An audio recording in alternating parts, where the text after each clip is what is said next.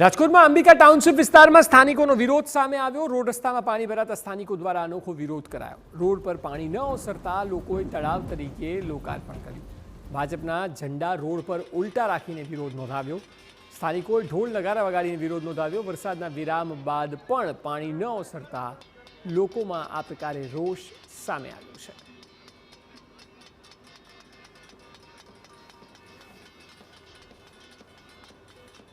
રાજકોટમાં અંબિકા ટાઉનશીપમાં બિસ્માર રોડ રસ્તા અને સાથે સાથે પાણી ભરાવાની ઘટનાને લઈને વિરોધ છે તે જોવા મળ્યો છે। આપ જે પ્રકારે દ્રશ્ય જોઈ રહ્યા છો કે પ્રતિકાત્મક વિરોધ છે તે અત્યારે જોવા મળી રહ્યો છે। જે તમામ જે લોકો છે તેમના દ્વારા ઢોલ નગારા અને થાળી છે તે વગાડીને આ વિરોધ છે તે કરાવવામાં આવી રહ્યો છે। અને સ્થાનિક લોકોનું કહેવું છે કે વરસાદ રહી ગયા ને આટલા બધા દિવસ થયા તેમ છતાં હજુ સુધી આ જે પાણી છે તેનો નિકાલ છે તે થયો નથી અને તેને કારણે જે વિરોધ છે તે કરવામાં છે। આપણે સ્થાનિક લોકો દાદા કેટલા દિવસથી આ પાણી છે ત્યાં ભરાયું છે, શું કહેશો? લગભગ 10 થી 12 દિવસ જેવો ઓછામાં ઓછો એટલો ટાઈમ થયો પાણીનો આમનામ ભરાવો રહે છે ને હરરોજને માટે કોર્પોરેશનમાં કોર્પોરેટરોને અધિકારીઓને લગભગ સોસાયટીમાંથી દરેક ઘરેથી ફરિયાદ કમ્પ્લેન ચાલુ જ છે। હજી પરમ દિવસે મેં ફર્નાન્ડીસભાઈ પાડલિયાને ફોન કરીને કીધું તો કે બસ હમણાં કાલની તારીખમાં થઈ જશે।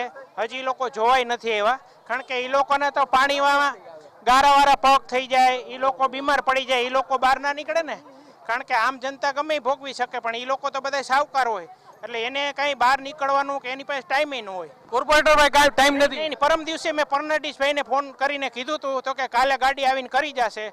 હજી ભાઈ જોવાય નથી આવ્યા અને એમને ખાડા બધાય ભર્યા છે સ્પષ્ટપણે, એટલે કોઈ જોવા પણ નથી આવ્યું તે પ્રકારનું કહેવું છે। આપણે બીજા પણ કેટલાક લોકો છે। બેન શું કહેતો, કેટલા સમયથી અહીંયા મુશ્કેલી છે ને આ પાણી ભરાયું છે? આ પાણી 7મ દિવસનો જે વરસાદ આવેલો છે ત્યારથી એમનેમ ભરેલું છે। એક પણ ટીપું ઓછું નથી થયું, વધારે થઈ છે, અડધો ઇંચ આવે તો પણ ઢીચણ પાણી છે આમાં ભરાઈ જાય છે। હવે તો એટલી વાસ આવે છે પાણીની કે અમારે લોકોને બહાર નીકળવું હોય તો પણ વિચારવું પડે છે। સામેના પ્લોટમાંથી સાપ ને એવું આવે છે તો અમારે લોકોને એક્ટિવામાં જવું હોય તો એમાં જોવું પડે છે કે સાપ છે કે નહીં। છોકરાઓને સ્કૂલે જવું હોય, અમારા ઘરે બધાને ફ્લેટમાં એક કેસ ડેન્ગ્યુના છે। સ્પષ્ટપણે ડેન્ગ્યુના કેસ। બેન તમે શું સ્કૂટી લઈને હજી શીખતા હોય તો આમાં કેમ ચલાવી શકે?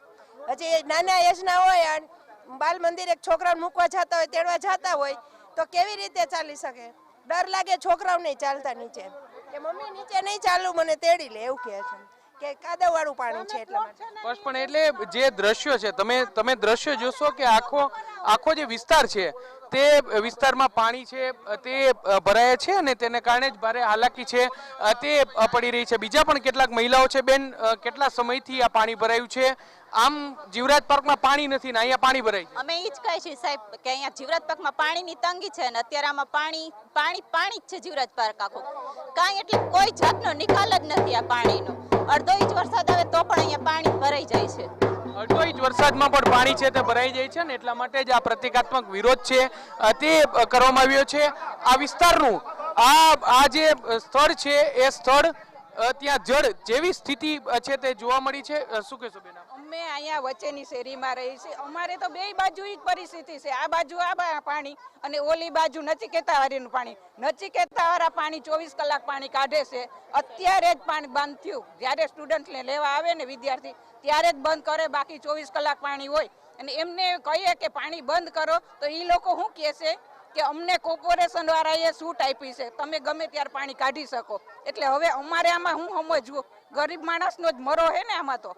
સ્પષ્ટપણે એટલે જે લોકો છે તેને હાલાકી છે તે પડી રહી છે, કારણ કે આ વિસ્તાર એવો છે કે જ્યાં રસ્તા પર જો નીકળવું હોય તો પણ જે મુશ્કેલી છે તે પડે છે ને એટલા માટે જ જે સ્થાનિક લોકો છે તેમના દ્વારા પ્રતિકાત્મક વિરોધ છે તે કરવામાં આવ્યો છે। આ રોડ છે પરંતુ કોઈ તળાવડું પડ્યું હોય તે પ્રકારની સ્થિતિ છે તે આ વિસ્તારમાં અત્યારે જોવા મળી રહી છે ને તેના કારણે સ્થાનિક લોકો છે તે ભારે હાલાકી છે તે ભોગવી રહ્યા છે। એક તરફ જે બિસ્માર રસ્તાને લઈને આ વિસ્તાર છે તે પરેશાન છે અને પ્રાથમિક સુવિધાઓને લઈને પરેશાન છે અને તેની સામે જે લોકો છે તે કહી રહ્યા છે કે તેમની મુશ્કેલી છે તે અવારનવાર કોર્પોરેટરને પણ રજૂઆત કરી, સ્થાનિક નેતાઓને રજૂઆત કરી, તેમ છતાં તેમના પ્રશ્નોનું નિરાકરણ નથી થતું અને તેઓ પારાવાર મુશ્કેલી વેઠી રહ્યા છે। કેમેરા પર્સન ભાવેશ લશ્કરી સાથે મોહિત ભટ્ટ, TV9।